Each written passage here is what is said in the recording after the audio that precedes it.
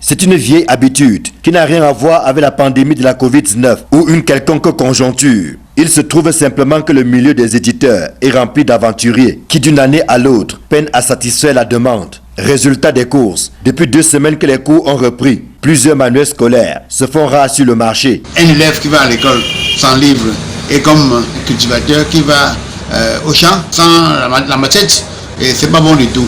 Vraiment ça nous embête et les libraires en pâtissent parce que ça leur fait beaucoup de manque à gagner. Les élèves aussi ne sont pas suffisamment concentrés parce qu'il faut courir par-ci, par-là pour chercher les bords. Pourtant, le matériel didactique est là pour aider l'enfant à développer ses compétences. Pourtant, tous les éditeurs n'ont pas le même problème. Il y en a dont les livres inscrits au programme sont bel et bien disponibles, pendant que pour d'autres, il faudra encore patienter. Le problème, c'est être éditeur sérieux. Que vous soyez international ou local, et si vous choisissez servir un pays, vous devez être sérieux et être crédible. Du sérieux attire forcément de la crédibilité. Il n'y a pas de banque qui va vouloir fonctionner avec un client qui n'est pas sérieux.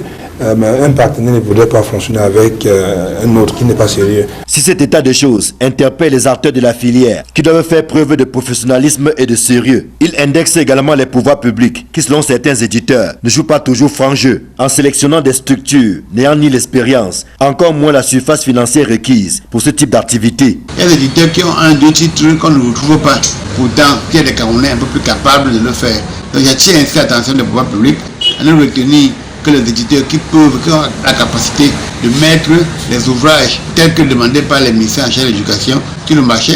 Les éditeurs pointés du doigt expliquent la pénurie actuelle par le fait que les commandes ont été passées tardivement. Il est pourtant possible que tous les livres soient disponibles au plus tard au début de l'année scolaire, à condition que chaque maillon de la chaîne joue effectivement sa partition. Si je vous disais que ce n'est pas possible, c'est que je suis en train de mentir puisque je n'ai jamais eu ce problème.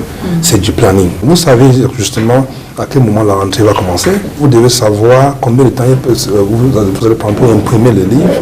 Et vous devez savoir combien de temps le navire va prendre pour amener le livre au port du Cameroun et le temps qu'il vous faut pour enlever ce livre de la douane et le réceptionner dans votre système et le dispatcher partout dans le pays. Donc je pense que les gens se lèvent du jour au lendemain et pensent que le métier est facile.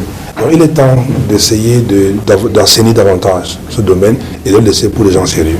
À cause du coronavirus, l'année scolaire 2020-2021 a commencé avec un mois de retard. Et alors que la communauté éducative multiplie les équations pour arrondir les différents angles, voici que l'indisponibilité de certains manuels vient davantage enfoncer le clou.